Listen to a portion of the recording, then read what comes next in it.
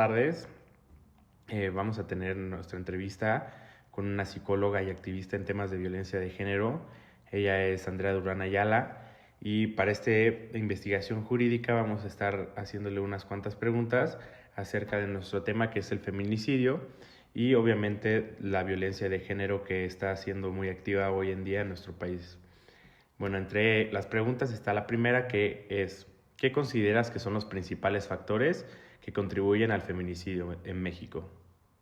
Pues son muchos factores.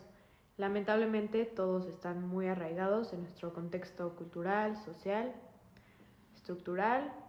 Primero tenemos pues la normalización de la violencia de género, que se expresa desde etapas muy tempranas, desde la infancia, que se enseñan roles de género rígidos, sexistas y se refuerzan dinámicas de poder desiguales. Y otro factor es la impunidad. Muchas veces los agresores no reciban sanciones, o al menos sanciones reales. Envían un mensaje peligroso a la sociedad de que pueden violentar a una mujer y salir impune. Esto va obviamente de la mano con un sistema judicial y policial que revictimiza. No están capacitados en perspectiva de género y en muchos casos incluso desalienta a las víctimas a denunciar. Entonces, en las condiciones estructurales como la pobreza, el desempleo, la dependencia económica, que hacen que muchas mujeres no puedan salir de estas relaciones abusivas, y por supuesto el contexto de narcoviolencia, crimen organizado en algunas regiones del país, como sabemos, donde el cuerpo de las mujeres se convierte en territorio de control y mensaje.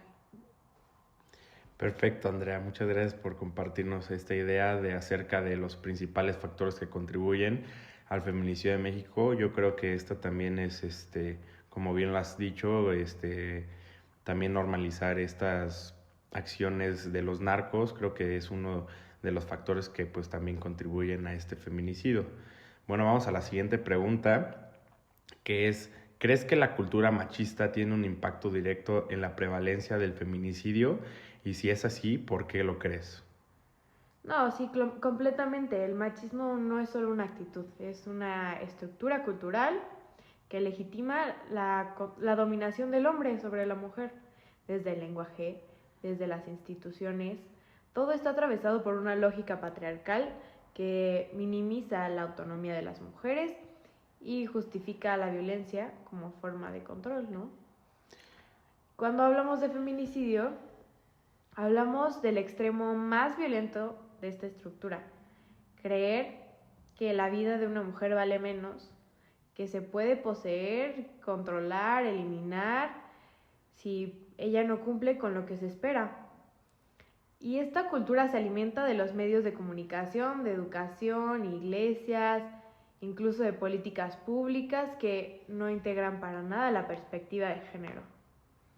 El machismo crea un entorno donde pues la violencia no es tolerada, sino que muchas veces es invisibilizada, disfrazada de celos, de amor, de castigo o de errores. Entonces ese entorno es como un caldo de cultivo para los feminicidios. Me parece muy buena y acertada esta opinión que tienes. Creo que también va muy dirigida a ese tema de la psicología, que yo creo que has visto bastante y que tiene esta cierta perspectiva de género. Y creo que pues la cultura machista, pues sí, como bien lo dices, tiene un impacto muy fuerte en la sociedad, y creo que vaya que prevalece en nuestro país, porque es algo que viene siendo desde hace muchos años, y creo que esto es algo que nos han inculcado desde pequeños. Pero bueno, esto tiene una relación con la tercera pregunta que vengo a hacerte hoy, Andrea. Y creo que bueno, eres una de las personas que puede ayudarnos a responderla, ya que por tus grandes estudios y bueno, dentro de tu carrera de esto de violencia de género, nos puedes ayudar a crearla. Entonces, la tercera pregunta es: ¿cómo crees que el sistema de justicia mexicano está manejando los casos de feminicidio? ¿Qué cambios recomendarías? Porque bueno, yo creo que pues tú nos puedes ayudar a ver en sí, no el sistema judicial, que es el sistema de justicia, pero pues sí en el tema psicológico. ¿Tú qué piensas y qué nos recomiendas? Pues Con todo el dolor lo digo, pero el sistema de justicia en México ha fallado sistemáticamente a las víctimas de feminicidio. Claro que hay avances, como el reconocimiento legal del tipo penal de feminicidio, pero su aplicación sigue siendo totalmente deficiente. Muchas fiscalías aún clasifican mal los casos, no investigan con perspectiva de género, no activan protocolos adecuados, y si has estado cerca de una de estas Corporaciones.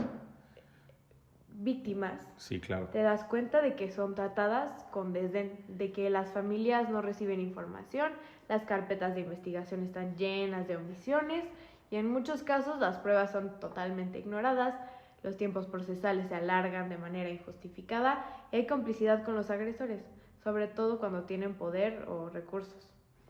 Los cambios que se necesitan, pues son muchos y son muy profundos, claro. Pero podría decirte que se necesita de capacitación obligatoria con esta perspectiva de género para los jueces, para los policías, ministerios públicos, etcétera. Protocolos de educación, ¿no? Que sean claros, que sean supervisados. También justo un acompañamiento psicológico y jurídico a las familias que muchas veces no tienen idea de qué está pasando, qué tienen que hacer o cómo pueden buscar ayuda. Y algo muy importante es la rendición de cuentas y sanciones a los funcionarios que cometen negligencias. Sin justicia no hay prevención.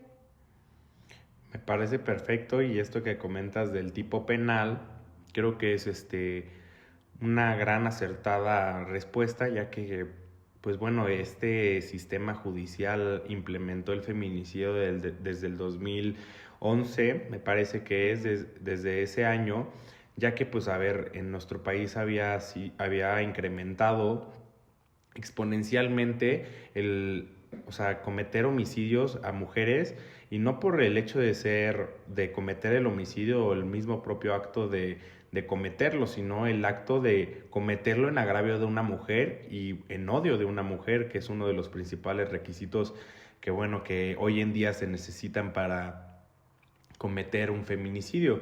Creo que esto es bastante importante, ya que el tipo penal del feminicidio es un delito de homicidio que se equipara, y digo que se equipara porque se equipara al delito de homicidio por el tema de que obviamente se está privando de la vida a una persona, pero al final no nada más es privar de la vida, es privar de la vida con un odio. Entonces este delito de feminicidio se equipara, y es más, no es equiparable, sino también aumenta la penalidad. La penalidad del feminicidio en México va hasta de los 60 años, y la del homicidio puede llegar hasta dentro de 20 años. Entonces me parece que es un campo muy importante que el legislador que en su momento implementó, y que es una muy buena idea.